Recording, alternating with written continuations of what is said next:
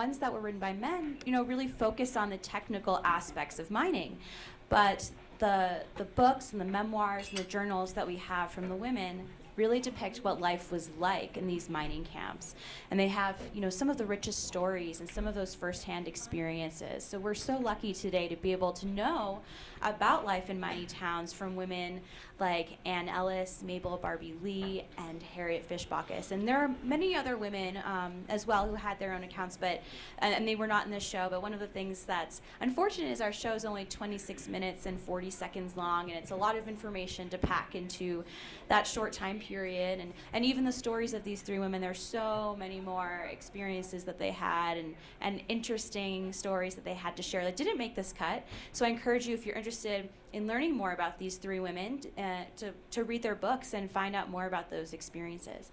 And with that, I'd love to introduce our panel this evening. So we have Rudy Davison, who you'll recognize from the show, and he's a mining historian. So welcome, Rudy. Thank you.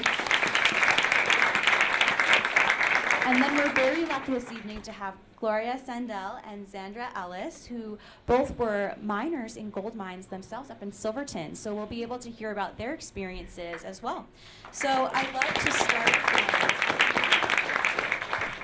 start off by asking a couple questions, and then I'll open it up to the audience. So start those gears, start your brains moving, so we can come up with some really great questions for our panel members this evening.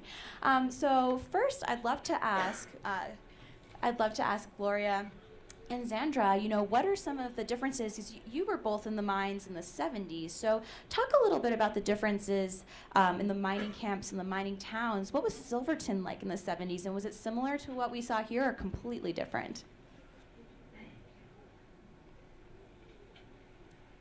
Well, I would say that it was very different when we got there in the 70s. Now it's not quite a mining town anymore. It's more of a tourist town. And I went there. I was a divorcee, and I had 3 children. And I landed there in 1973. And I was a teacher before that. I was a librarian at the school, but I didn't have a librarian certificate. So whenever my year was up and they found somebody with a certificate, I wanted to stay in Silverton, because after you'd been there for a year, you just love it. So I got work at the mine. They were hiring women then, and I think Zandra was there before I was in 1976. And so I went up there and applied for a job. I had been raised on a dairy farm back in Texas and knew what hard work was all about. So I became an electrician helper, which is not mining, but it is working in the mine. I'll let you tell how you did. Okay. I went to Silverton in '73 also, and it was summer, and I worked at various little jobs in the summer and fell in love, like Gloria said. I just didn't want to leave. And then fall and winter approached, and I realized that the only job, because then the tourism's gone, and we were down to 800 people in the town then. And I realized I didn't want to leave Silverton. So I rustled the mine and got a job. I was a Tugger Nipper, which is a person who elevates an air compressed tugger, and it takes men and equipment up the mine, up the raise. And Gloria and I actually worked the mine. We went in at the portal, which was about 11,000 feet. We went straight in for 2 miles on the man trip, which is a big iron car with probably, were there like 3 facing each other, three group, about 4, yeah. And we took that into the mine, 2 miles, where we got on the main hoist, and that elevated us 1,000 feet up, because it's raised mining, 1,000 feet up, and then we got off there and went to our various stations. Mine was now then down the drift, which is another word for tunnel, and down the drift, and then I elevated up another 200 feet. And I was like right under Lake Emma, which some of you may have heard of before. But anyway, so I worked under there, and we operated with a bell system, so the miners would let us know, what they needed. And I would get 8x8s onto the hoist to send it up. And the 8x8s were often wet because they came in at the portal and, with snow and various things, so they were very heavy, but I was stronger in those days. And so, I just loved Silverton and wanted to be part of it. And my favorite thing about being part of the mine was the camaraderie. And once you work in the mine, I just felt like a part of the history of the mine. And it was just an incredibly wonderful experience. And we both just loved it. And Gloria and I have been friends now I'd say over 40 years. Yeah, we've, Gloria's been up in Silverton that whole time, and I moved down here. I live in Durango now. So. Perfect. Could I add my Silverton story? Please. I also went to Silverton in 1969. It was my first job after graduating from Boulder. I worked at Dixie Lynn, which was operating then. I was in the geology department, so I would show up for work in town, and they'd tell me what to do, and you'd drive up to the mine.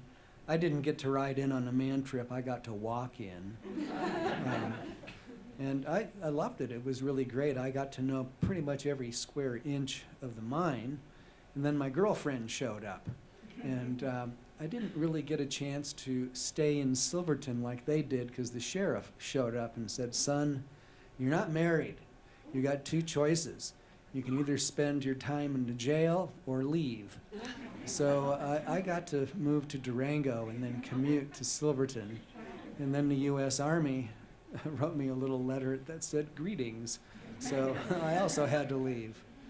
And but I guess I was okay. I ended up in Telluride and would go over to Silverton enough.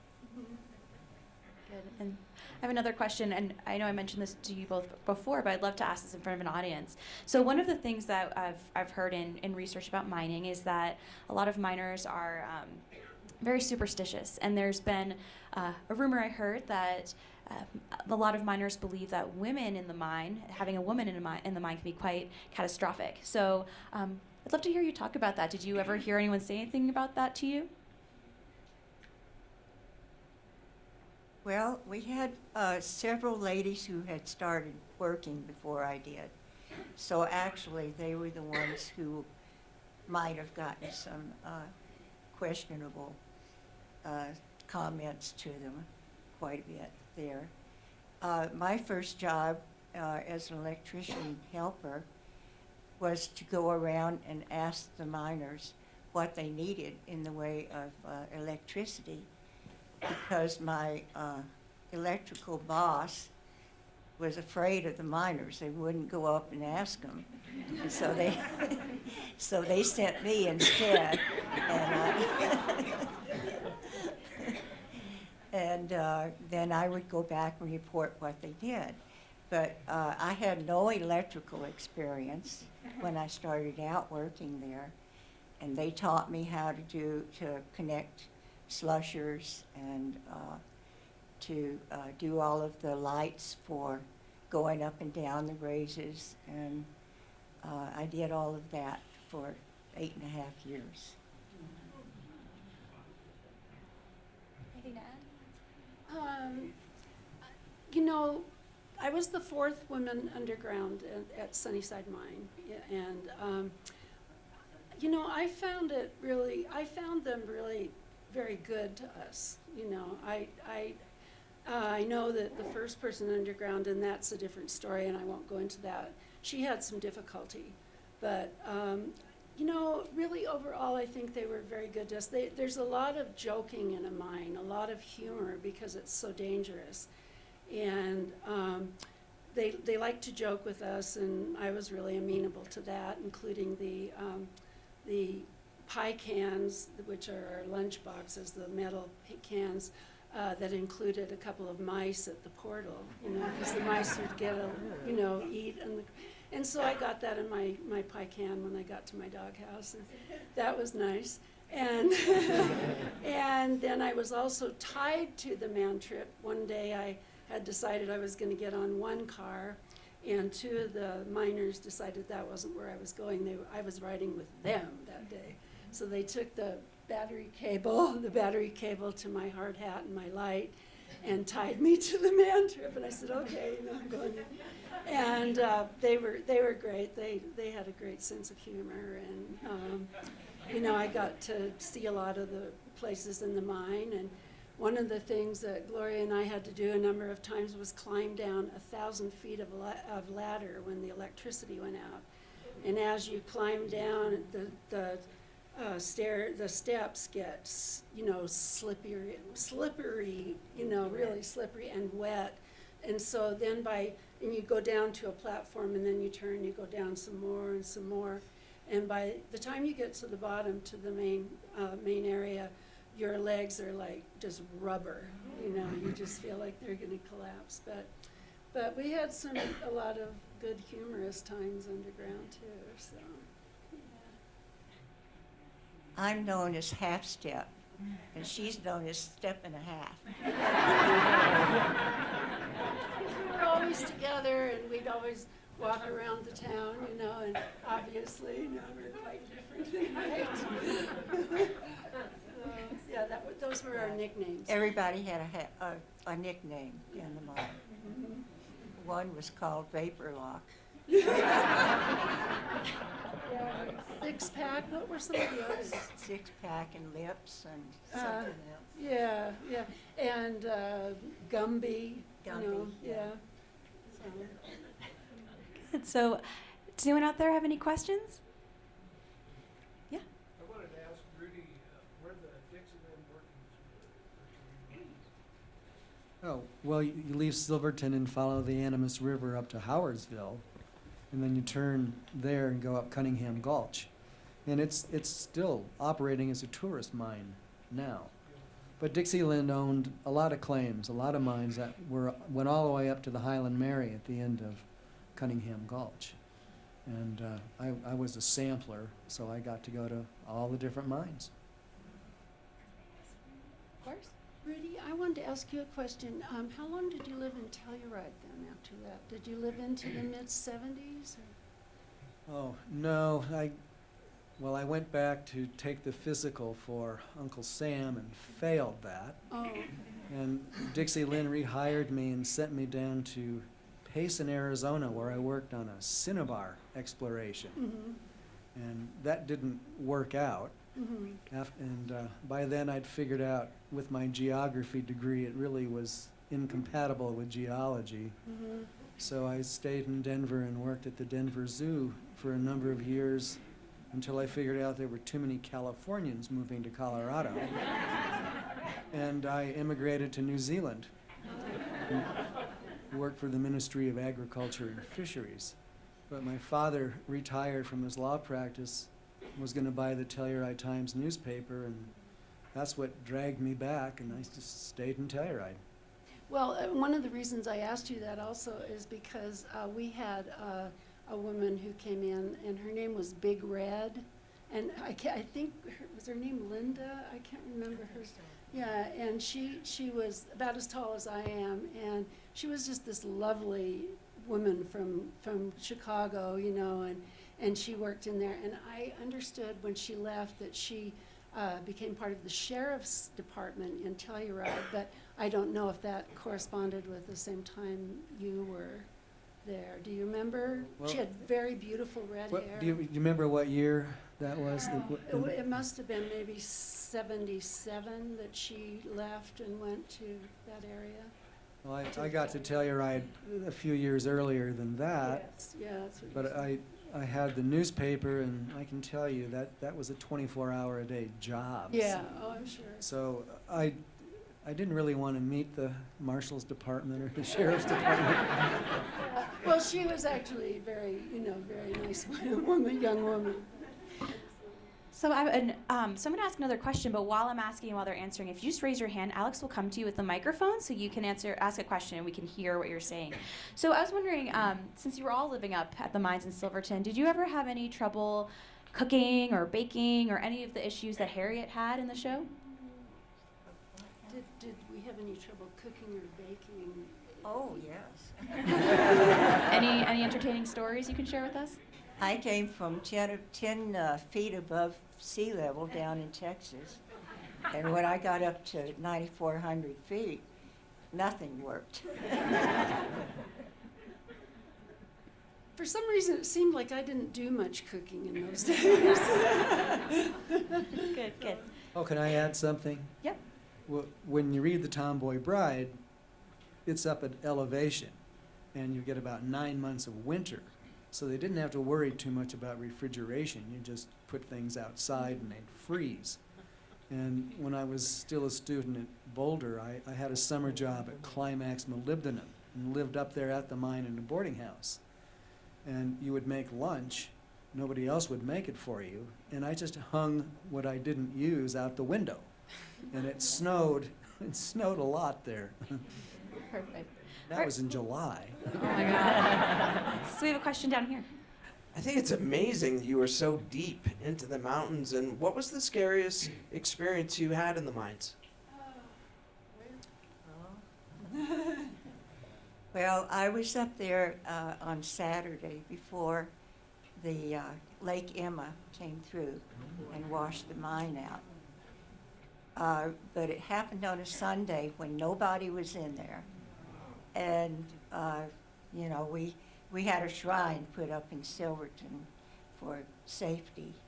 I think it was the Catholic Church did that.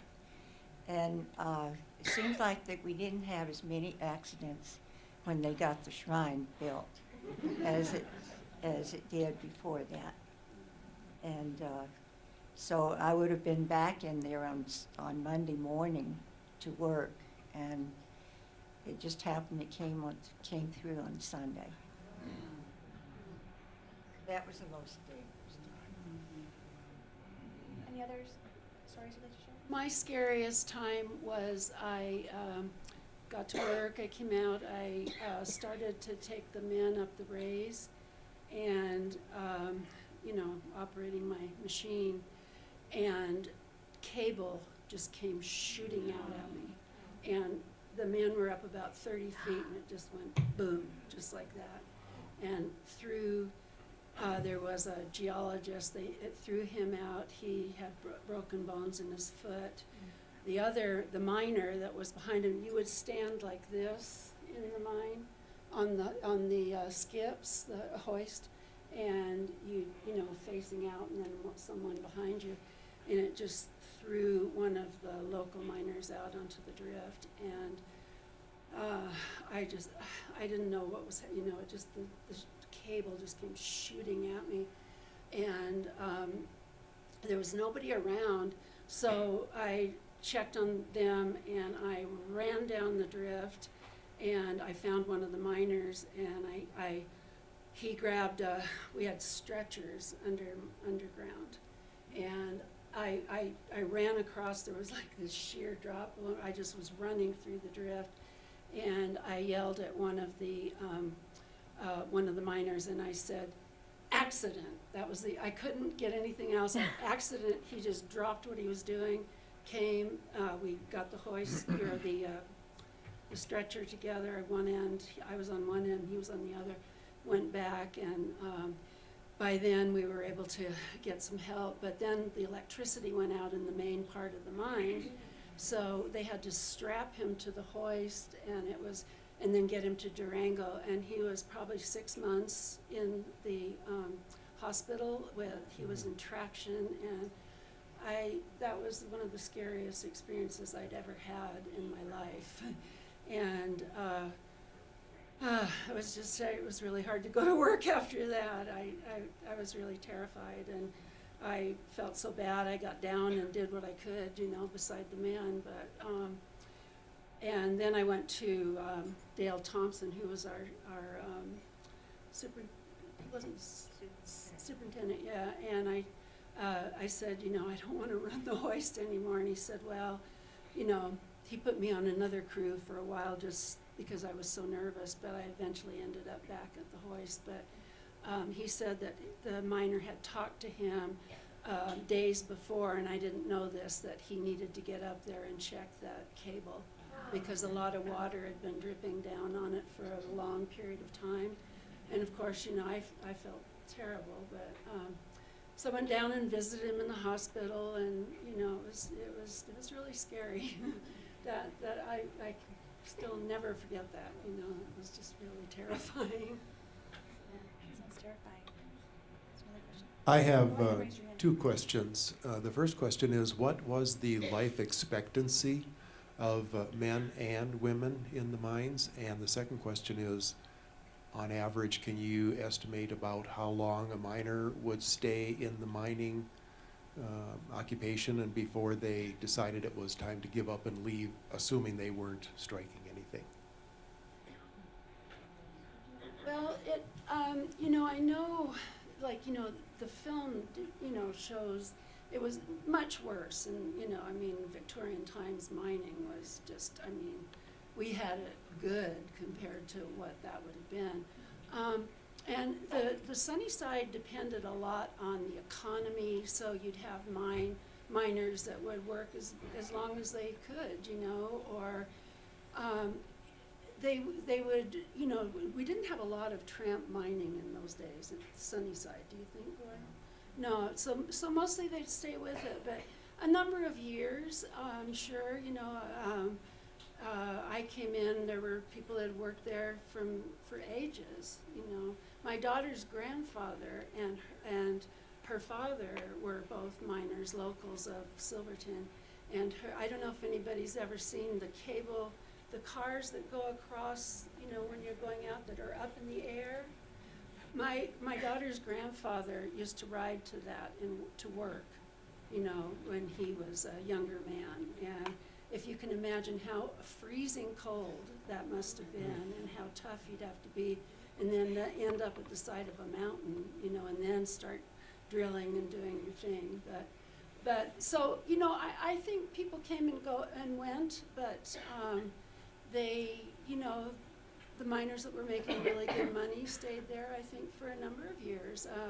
And Gloria can probably add to that since she was in there longer than I was. So. Well,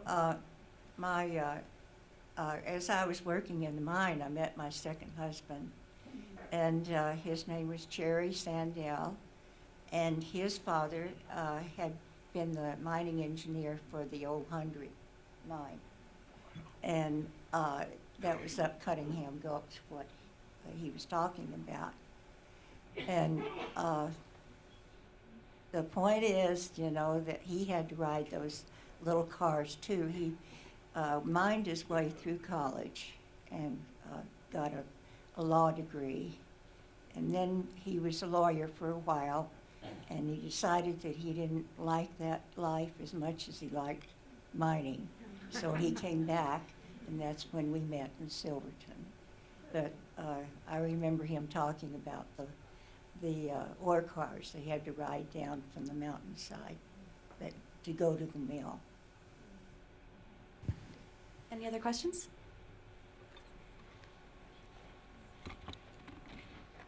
I'm a friend of Gloria's. Gloria, you didn't finish the story. Tell us about meeting Jerry and the exchange that went on. Well, there were a lot of people that worked in the mine that had degrees. I had a master's degree in music education. And then there were some other guys that had PhD. There was one that had PhD in music also. And so I was operating a tugger, like she was saying, they call those nippers. and he came back there to my station, and he said, I've got a mining machine here that weighed, and I knew they weighed 150 pounds, and I only weighed 118, soaking wet. And he said, okay, as soon as I get up to the top here, I want you to put this machine on the skip and send it up. And I said, if you want that machine up there, you're taking it up by yourself. And he said, I'm going to have to get to know you a little bit better. And we got married about a year later. I remember her wedding. Yeah, but Gloria also, there's a story about Gloria. Gloria actually, you have to put your brass tag on the board, and that's when everybody can go out of the mine. They wait. But for whatever reason, one night, Gloria and Don Powers ended up spending the night in the mine because we forgot about them somehow, which was almost unheard of, you know. But there was plenty of food and it was warm. And then when they discovered they were, you know, so they got a lot of teasing the next day. But talk about that. Talking about that. When Don Well, our watches didn't work. We didn't know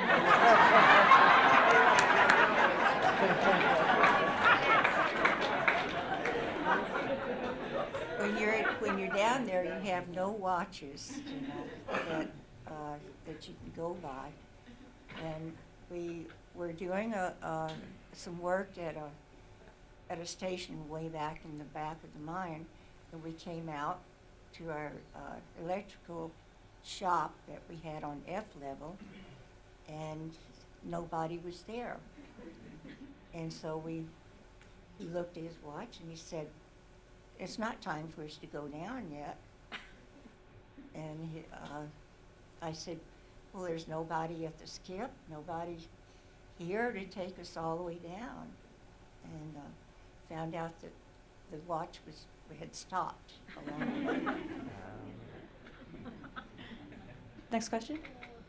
I'm 11th generation in Colorado, southern Colorado, and it was probably even before you guys went in the mine, but we just had the 100th anniversary of the Ludlow mine massacre, and so I'm very interested in the regulation shift from that Victorian era of mining where Rockefeller was such a bad guy, and what you thought of the regulations for yourselves and your safety and those of the miners, or you as women specifically, during those shifts of mining regulations. Because what I remember as a child was that in the mines that I grew up with, there was a lot of disease, a lot of black lung, a lot of big accidents. And when I hung out with those families, they were so tough that they didn't go for medical care even if it was available. And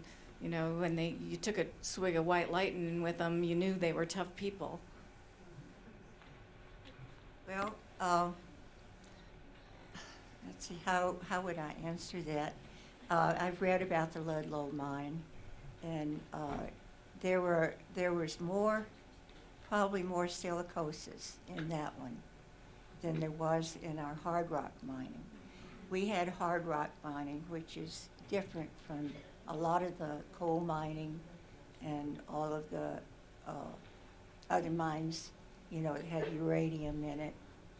And to me, it was a lot safer down there because you didn't have as many cave-ins. Or, there might be a slab fall on somebody, but the miners barred down the slabs as much as they could. Do you have anything to add to that? Just reiterate what you said. There's a big difference between coal mining and hard rock mining. The dangers in coal mines from gas explosions, etc., are a lot greater. You're in sedimentary rock. You're in hard rock for the most part when you're in a hard rock mine. And my experience was that at Dixie Lynn, safety was foremost. I mean, the drills all were water-driven drills, so you didn't have dust-borne particles of silica that would get in your lungs to cause the silicosis they were talking about. And the miners had to bar down and do everything to make their workplace safe. I don't remember any accidents, and I don't remember anybody that really suffered from the environment physically.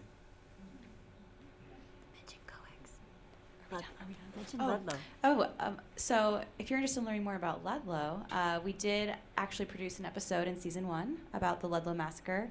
So you can check that out online. Either search for it on YouTube, or it's also on rmpbs.org/Colorado Experience. Oh, next question, please. So my question is kind of a two-parter. So it sounds like it took a while to get inside the mine to where you're actually working. So how many hours a day were you working, and what did you do for fun? 6 hours a day was the lawful amount of time a miner could be underground. In those days, it was nice because we were really isolated in Silverton, and we had a TV station that maybe worked 6 months out of the year. The rest of the year it was, a non-thing. And so we usually headed for the bar as soon as we got off shift and hung out in, then it was, what's the Brown Bear now, but it was the San Juan Bar. And had a fire in place in there, and we'd all just, that's where we'd go, and we'd play pool, or we'd go to somebody's house and have a party. And so, that was what we did. We had a lot of fun in those days. And we had real snow then. I mean, the snow, it doesn't snow like that, like it used to anymore, right, Glo? Yeah, so we would be, walking across Green Street, up to our thighs in snow and just going all over. But so it was a real community in the sense that people weren't isolated. We didn't have the kind of entertainment that goes on now. It was just very isolated in that sense. Yeah. So, yep. Can I add to that? When I worked at Climax, I was on the track crew.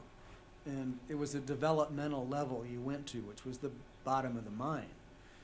And so you would get to the dry room, you changed into your mining clothes, you went with everybody down the hoist, you got on the man trip. And our job was, we had to find a motor, which was the engine that would pull the gondola that we had to find.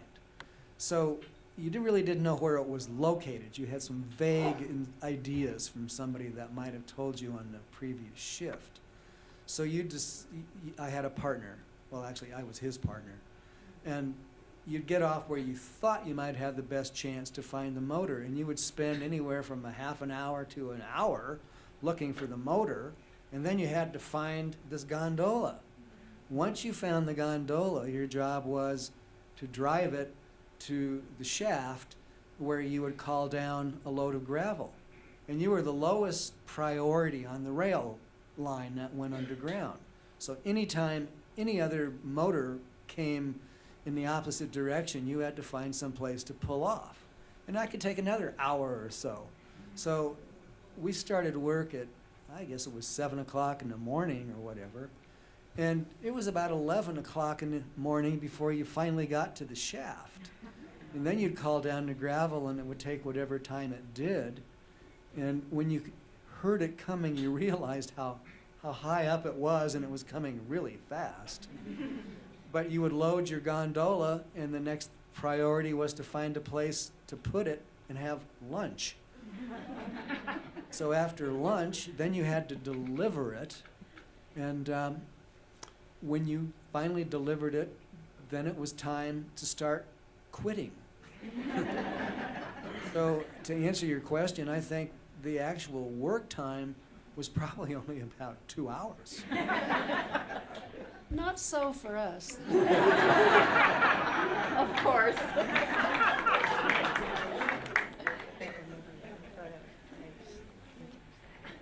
Any other other questions? Did you have a question up here? Yeah. Here, why don't you come up and you can speak into the microphone. Hey, Gloria. After Lake Emma crashed in, after Lake Emma Yeah. crashed through the mine, what did you do, and how did kind of life in Silverton change for a while until the mine opened back up? Well, I had to go work at the mill, which I absolutely hated to do, because I had to, as an electrician, I had to wash all of the electrical parts in this poisonous trichloroethylene with my bare hands. And I still feel like that I was poisoned then, but I managed to get over it. And so anyway, I worked there for about a year, and while they were cleaning the mine out from the water, all the mud that had come through the lake. And pretty soon one of my bosses at the mill said, well, I think you ought to go back to the mine, because I said, please send me back there. Because when you're way up in the mill, you're looking down, and I think I have acrophobia, because I could not stand seeing all that distance between me and the ground.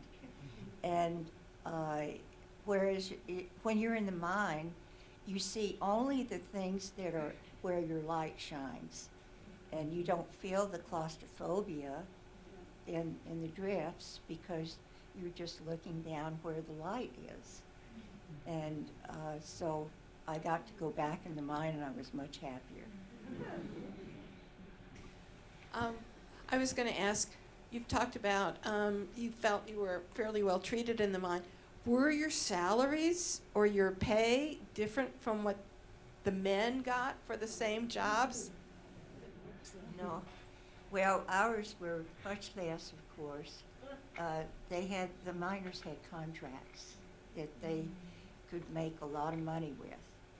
But, you know, I had been a teacher before, and I was making more money in the mine than I was as a teacher. And I even had a master's degree, you know. And so I liked it. Yes, they were very different, because the men were paid by the, you know, what they drilled and what they got and the poundage and that kind of thing. But so we were just paid a salary for the time we were there, but it was good. And then I always looked forward to when the holidays came. They would shut the mine down for about 2 weeks, right, Glo? And they would they'd give us this big Christmas, you know, a turkey and all the bottle of wine and all this stuff, and we'd have a holiday, you know, for a while. And I felt very well taken care of for that time, money-wise. And I had a degree in journalism from Arizona. I have a degree too. And it was by far my favorite job. And, you know, I loved it, so. I forgot what I was going to tell you about Silverton when I got there in 1973. There were entertainers from Las Vegas that would come into town and give us entertainment for the weekend. And one of the people, or some of the people that were there singing for us was called Liberty. They were a band. And they were the ones that opened for John Denver a lot. And they also wrote Thank God I'm a Country Boy. This is that long after I worked in the mine, but I had a friend visit me from England, and we went out one 4th of July to the bar, and he was amazed to see one of the lead guitarists of the Eagles sitting on the stairs just playing with local people, just playing guitar. No announcement that he was going to be there. no cover charge to get in. And my friend he said, wow, you know.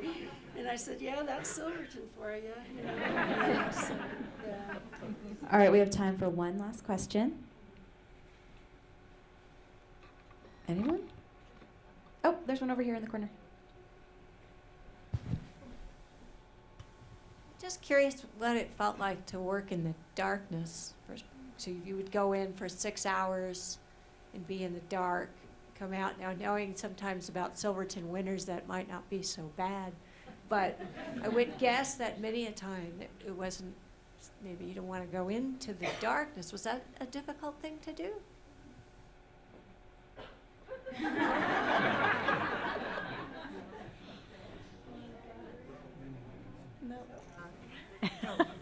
I could say one thing. I mean, they mentioned going to the bars. Anybody that works in the mine goes to the bars, and sometimes in the morning that darkness is really nice. No,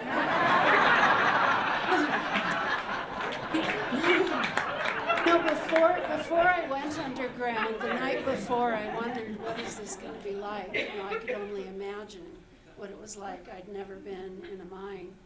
And I found it, you know, it was fine. And it is true when you don't, you know, if your battery went out, you don't move. You stay right there until somebody comes along the drift, because you cannot even see an aura of your hand. But in our dog houses, we had some light, so there are particular areas when you do have light, but you don't move if you ran out of battery, you know. Oh, my dog house was where we sat, the Tugger Nippers and the Nippers sat, waiting for the bell system for the miners to tell us what they needed, what they wanted. And so my dog house was really pretty cool. And they had little heaters in there, you know, so, yeah, but, you know, I never felt claustrophobic in the mine, you know. I did walk down, I was heading for the Terry Tunnel one night, the only other portal in the mine, and I suddenly remembered that it was, you know, I had to get back, and it was almost kind of feeling like I was lost, but I knew how to get back. But my main concern was that I was thinking about the miners who get powder headaches, and all I could think of was, you know, that they're really going to be upset with me if I don't get back, so they can get out of the mine in time. So I headed back and got back in time, but that was my biggest concern. Well, you got used to the dark. When Dixie Lynn sent me off to Payson, Arizona, I had to go sample some of the old workings, and there was one that took several days or weeks to do. And as you went further and further back, there was a raise, which is just a sort of not quite a vertical tunnel, but a steep angle. And there were just 2x4s that were across it. And you had to walk across that. And Dixie Lynn did not give us electric batteries. They gave us carbide lamps to use. So you've got a flame with carbide and water. And I would get really involved with my sampling, and then I'd discovered I was about out of carbide, and I wasn't going to make it to the outside. I wasn't going to make it to where that raise was. And then the light would go out, and you would literally just feel your way down the drift. And you had enough, I guess, recognition of where this raise probably was located. And you would just put your feet out and see if there was something there. And when you found the 2x4s, then you knew you could cross. And after that, it was just cake, because by then you could see a little light at the end of the tunnel. All right, well, thank you so much to all of our panelists, and thank you for coming tonight.